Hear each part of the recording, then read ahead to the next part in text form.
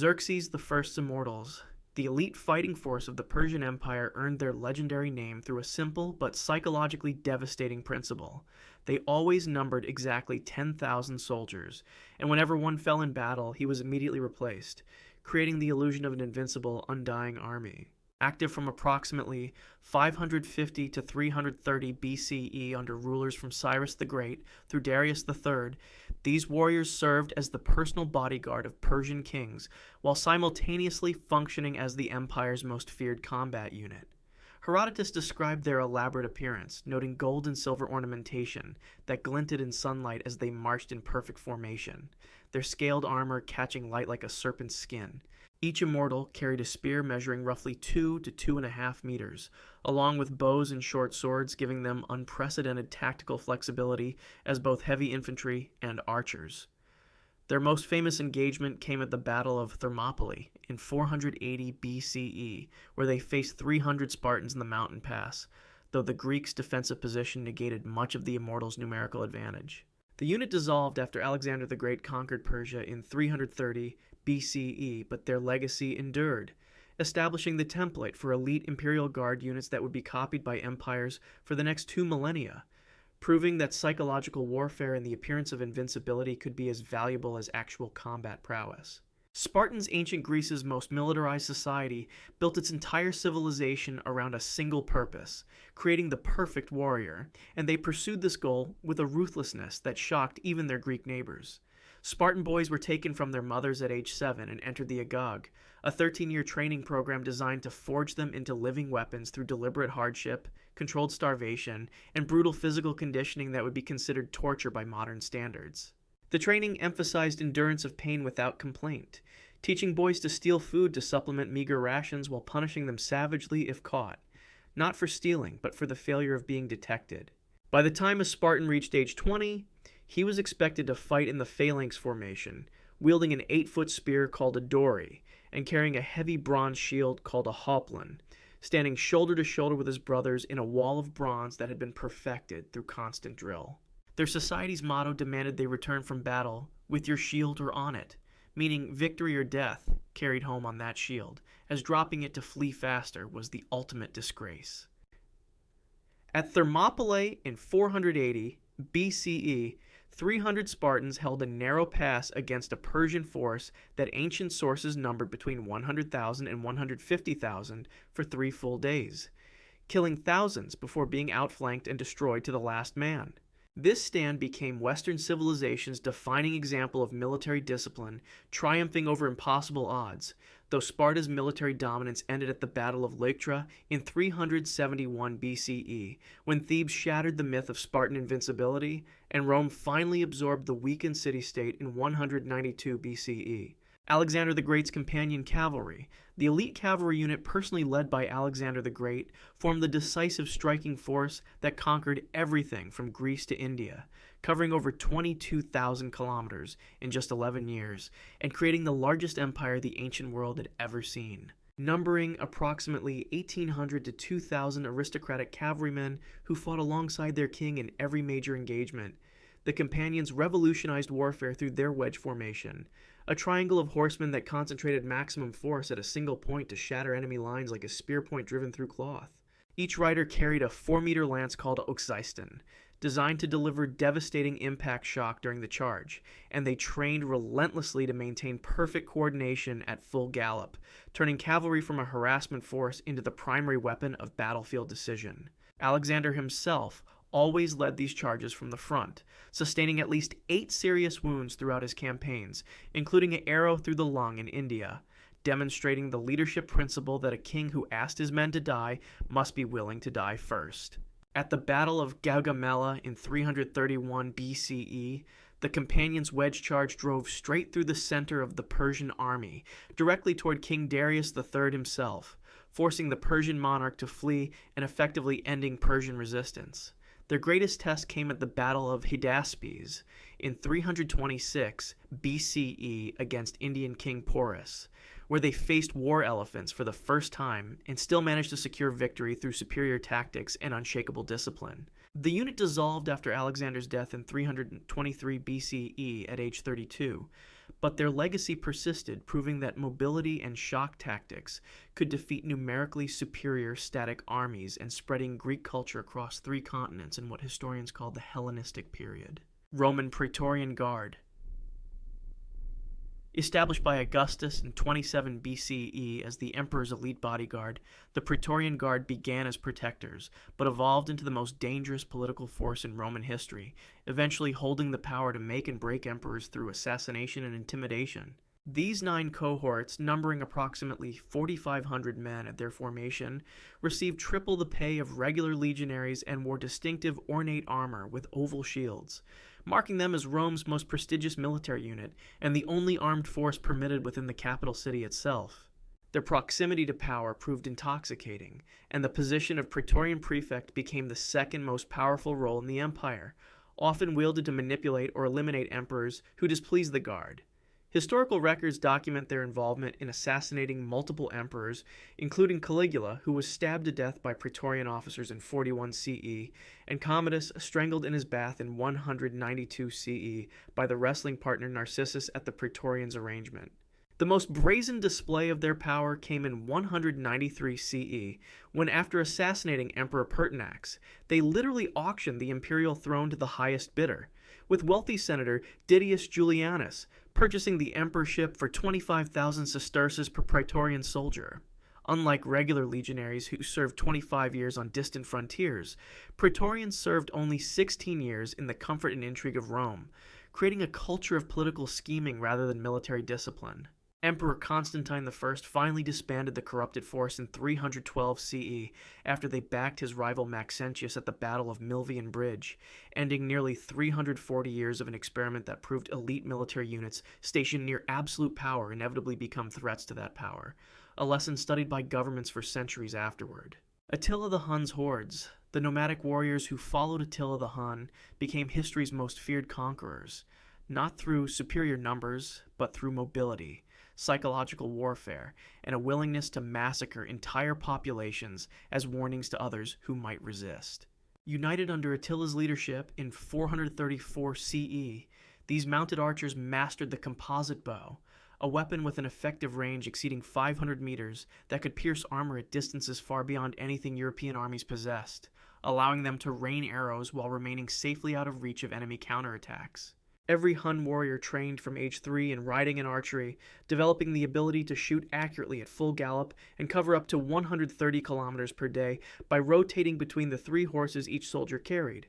a mobility that allowed them to appear, destroy, and vanish before conventional armies could even mobilize. Their empire stretched from Central Asia to Germany, and they employed total warfare tactics that gave cities a simple choice: surrender immediately and pay tribute, or face complete annihilation. When the Persian city of Nishapur resisted in 1221 CE, Mongol forces under Genghis Khan's descendants killed the entire population, estimated at roughly 1.7 million people, and reportedly stacked their skulls in pyramids outside the city walls as a warning visible for miles. Attila personally led from the front lines, earning the title Scourge of God from terrified Europeans who saw his campaigns as divine punishment, and his forces extracted 700 pounds of gold annually from Rome as tribute to avoid attacks. The Battle of Catalaunian Plains in 451 CE saw somewhere between 100,000 and 300,000 combined forces clash in one of history's bloodiest engagements, though exact numbers remain debated by scholars. When Attila died suddenly in 453 CE on his wedding night, under mysterious circumstances that historians still debate, his empire immediately collapsed as his sons fought a brutal civil war. But the genetic and cultural impact persisted, with modern DNA studies suggesting roughly 8% of men in Central Asia descend from these conquering hordes. Viking berserkers. Among the Norse warriors who terrorized medieval Europe, the berserkers stood apart as fighters who allegedly entered a trance-like battle rage called Berserker Gang, during which they supposedly felt no pain, displayed superhuman strength, and fought with such reckless abandon that even fellow Vikings feared them. These elite warriors fought without armor, wearing only bear or wolf pelts that gave them their name, and ancient sources describe them biting their shields, howling like animals, and charging into enemy shield walls with complete disregard for their own survival. The phenomenon remains debated by modern scholars, with theories ranging from consumption of psychoactive substances like Amanita muscaria mushrooms or large quantities of alcohol before battle, to psychological conditioning creating a dissociative state, to genetic predisposition for hysterical strength under extreme stress. Iceland's sagas, written 200 years after the events they describe, mention berserkers serving as King Harald Fairhair's bodyguard around 872 CE, though the reliability of these accounts remains questionable given the time gap and the saga's tendency toward exaggeration. When Vikings first raided Lindisfarne Monastery in 793 CE, the terrified monks described attackers in states of frenzy, attacking with inhuman ferocity, though whether these were true berserkers or simply fearsome warriors is impossible to verify. Archaeological evidence provides limited confirmation, with some Viking graves containing bear and wolf-tooth necklaces and notably lacking armor, consistent with berserker descriptions but not definitive proof. Both Iceland in 1123 CE and Norway in 1015 CE officially outlawed berserkers as Scandinavian society, Christianized and moved away from pagan warrior traditions, suggesting the practice was real enough to require legal prohibition. Whether berserkers truly existed as described, achieved their battle rage through substances or psychology, or were simply fearsome warriors whose reputation grew into legend remains one of medieval history's most intriguing mysteries. Though their cultural impact as the archetype of the unstoppable warrior persists 1,000 years after the Viking Age ended in 1066 CE. Samurai warriors, the hereditary military nobility of feudal Japan, spent 683 years as the dominant warrior class, bound by the Bushido code that elevated death over dishonor, and created a culture where ritual suicide became preferable to defeat or shame. Training began in childhood with swordsmanship, archery, and hand-to-hand combat, producing warriors who mastered the katana, a curved blade forged by folding steel 8 to 16 times to create hundreds of layers that gave it legendary sharpness capable of cutting through bone in a single stroke. The Bushido code demanded absolute loyalty to one's daimyo or feudal lord, and when a samurai failed in his duty or brought dishonor upon himself, he was expected to perform seppuku, a ritual suicide involving a horizontal cut across the abdomen, while an assistant stood ready to mercifully behead him and end the suffering. Before committing seppuku, samurai traditionally composed a death poem, facing their end with perfect composure that demonstrated their mastery over fear and pain, a final act of dignity that defined their entire philosophy.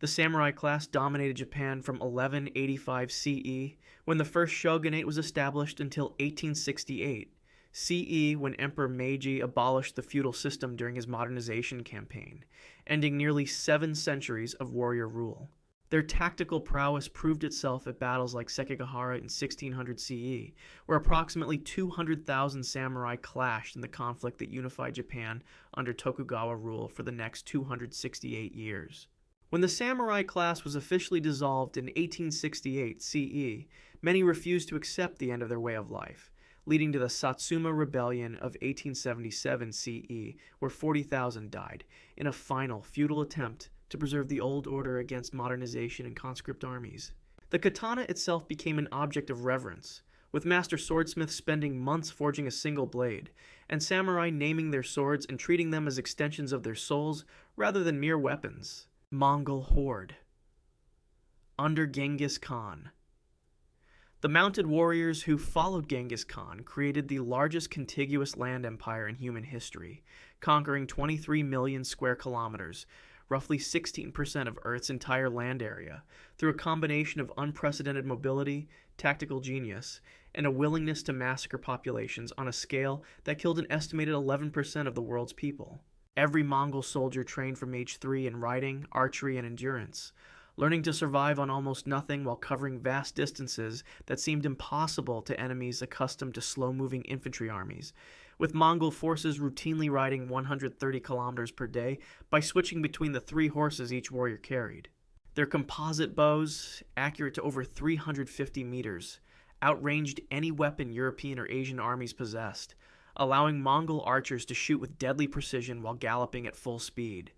a skill that took decades to master, but made them nearly invincible on open terrain. Genghis Khan united the Mongol tribes in 1206 CE and spent the next 21 years until his death in 1227 CE, conquering everything from China to Eastern Europe, employing psychological warfare that gave cities a brutal choice surrender immediately and be spared, or resist and face total annihilation. When the Persian city of Nishapur resisted in 1221 CE after Mongols killed Genghis Khan's son-in-law during the siege, the Mongol response was methodical genocide, killing an estimated 1.7 million people and allegedly stacking their skulls in pyramids as warnings visible for miles. The perfected feigned retreat tactic saw Mongol forces pretend to flee in panic, drawing overconfident pursuers into carefully prepared ambushes where fresh troops waited to surround and massacre the scattered enemy. Modern genetic studies published in Nature Journal in 2003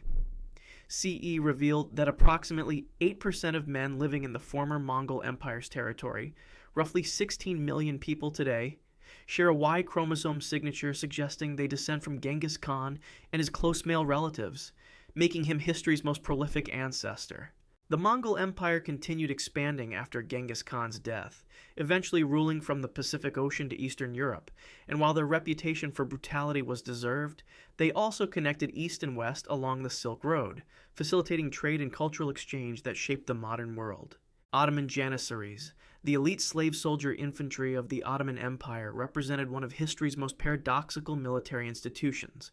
Christian boys, forcibly taken from their families through the Dev-Shirmi system, converted to Islam, and transformed into fanatically loyal warriors who would eventually become powerful enough to assassinate the very sultans they were created to protect. Established around 1363 CE, the Janissaries became Europe's first standing professional army since the fall of Rome, with boys taken between ages 8 and 18, forbidden initially to marry or own property, to ensure their loyalty remained solely with the Sultan rather than divided by family obligations. These slave soldiers revolutionized warfare by becoming the first infantry force to effectively use gunpowder weapons in Europe, with their arquebuses and muskets proving decisive at the conquest of Constantinople in 1453 CE, when Janissary firearms helped breach walls that had stood for over 1,000 years. At their peak in the early 1600s, Janissary ranks swelled to approximately 135,000 soldiers, their distinctive white felt hats with hanging flaps becoming symbols of Ottoman power and military might across 3 continents. The restriction on marriage ended in 1566 CE, and as Janissaries gained the right to own property and pass positions to their sons, they transformed from elite warriors into a hereditary military caste more interested in political power than battlefield excellence. Their political influence grew so dangerous that in 1622, CE Janissaries assassinated Sultan Osman II after he attempted to limit their power and create a new army loyal only to him, demonstrating that the slave soldiers had become masters. Sultan Mahmud II finally solved the Janissary problem in 1826 CE during what became known as the Auspicious Incident, surrounding their barracks and massacring approximately 6,000 Janissaries with artillery fire before abolishing the entire corps that had served the empire for 463 years, ending one of the longest-running military institutions in history. Aztec Eagle and Jaguar Warriors. The elite warrior orders of the Aztec Empire operated under a unique military philosophy that valued capturing enemies alive for ritual sacrifice above killing them in battle, creating a warfare system where advancement required taking prisoners rather than achieving battlefield kills. Eagle warriors, known as Quatli, and Jaguar warriors, called Ocelotl, formed the highest military ranks achievable by commoners, requiring a minimum of 4 captives taken in combat before a warrior could join these prestigious orders and don elaborate costumes of eagle feathers or jaguar pelts believed to channel the animal's spiritual power. They fought primarily with the macrohuitl, a wooden sword embedded with razor-sharp obsidian blades that Spanish conquistadors reported could behead a horse in a single swing, though the brittle obsidian shattered easily compared to European steel. The Aztec Empire lasted from 1428 to 1521 CE, a relatively brief 93 years ended by Spanish conquest. But during that time, these warriors perfected ritualized combat in what were called flower wars, battles fought primarily to capture sacrificial victims, rather than conquer territory or destroy enemy armies. According to Spanish sources, though the numbers are heavily debated by modern scholars, the dedication ceremony for the Great Pyramid in 1487 CE allegedly involved the sacrifice of 80,400 captives over 4 days,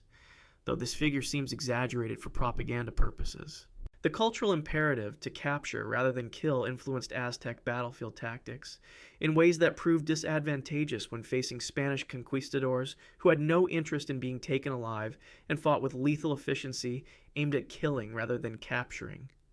Bernardino de Sahagun's Florentine Codex, compiled in the 1540s through 1580s from Aztec informants, provides detailed descriptions of these warrior orders and their elaborate rituals, though the accounts were filtered through Spanish colonial perspectives. Archaeological excavations at the Templo Mayor in Mexico City have uncovered physical evidence of the massive scale of Aztec human sacrifice, lending some credence to Spanish accounts, even if specific numbers remain disputed. Zulu Impi warriors.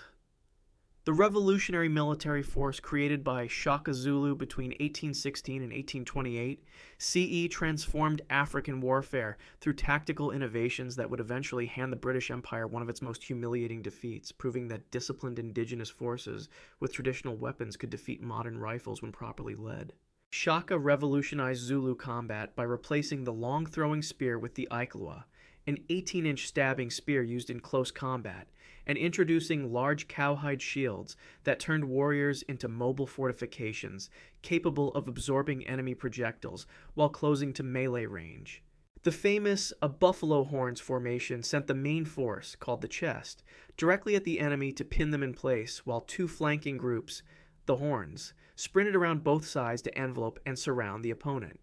a tactic requiring extraordinary discipline and coordination to execute under fire. Zulu warriors were expected to run 50 miles barefoot while carrying full equipment without stopping, and Shaka enforced brutal discipline with death penalties for cowardice, retreat, or even looking backward during a charge, creating an army that terrified enemies through sheer relentless aggression. Young warriors were forbidden to marry until they had washed their spears in enemy blood, creating a class of fearless young men with everything to prove and nothing to lose, motivated by both glory and the desire to finally start families. The most famous demonstration of Zulu military prowess came at the Battle of Isandlwana on January 22, 1879 CE, when 20,000 Zulu warriors armed primarily with Ikalwa spears and cowhide shields defeated 1,800 British troops equipped with modern Martini-Henry rifles, killing over 1,300 soldiers in what remains one of the worst defeats ever inflicted on a modern European army by indigenous forces.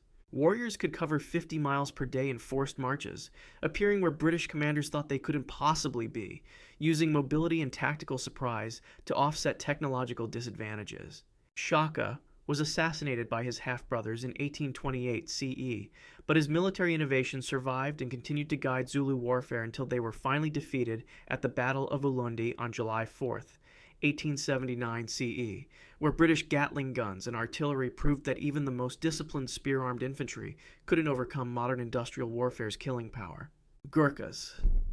The Nepalese soldiers who have served in British and Indian armies for over 200 years represent the only warrior tradition on this list still actively fighting today, maintaining a reputation for fearlessness so legendary that during the Falklands War in 1982 CE, Argentine forces reportedly surrendered positions upon merely being informed that Gurkha units were approaching. First recruited after the Anglo-Nepalese War of 1814 to 1816 CE, when British forces were so impressed by the ferocity of their Nepalese enemies that they immediately began recruiting them, Gurkhas come from Nepal's mountain tribes, where boys train from childhood in extreme terrain that produces soldiers naturally adapted to hardship and altitude. Their famous motto, Kafar Hunu Banda Marnu Ramro, translates to better to die than be a coward, encapsulating a warrior culture that considers death preferable to dishonor or retreat,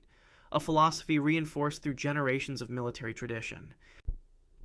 Every Gurkha carries the kukri, a distinctive curved knife typically 16 to 18 inches long that tradition holds must never be returned to its sheath without drawing blood,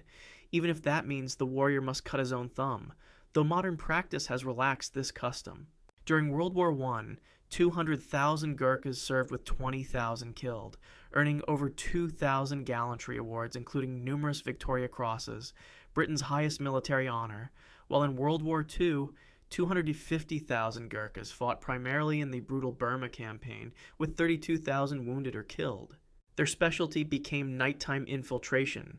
silently eliminating enemy sentries with kukris before main assaults began. creating a psychological terror among opponents who feared silent death in the darkness at Gurkha hands. The Falklands War saw Gurkha units deployed to the South Atlantic, where their reputation preceded them so effectively that some Argentine positions surrendered without fighting. And during the Afghan War from 2001 to 2021 CE, Gurkha soldier Diprasad Poon achieved legendary status by holding his position alone against 30 Taliban fighters, killing them all and earning the conspicuous Gallantry Cross. Currently, approximately 3,500 Gurkhas serve in the British Army, while over 40,000 serve in the Indian Army and Nepalese forces, continuing an unbroken warrior tradition that has adapted from 19th century colonial warfare to 21st century counterinsurgency operations, proving that warrior culture and modern military effectiveness can coexist when properly channeled.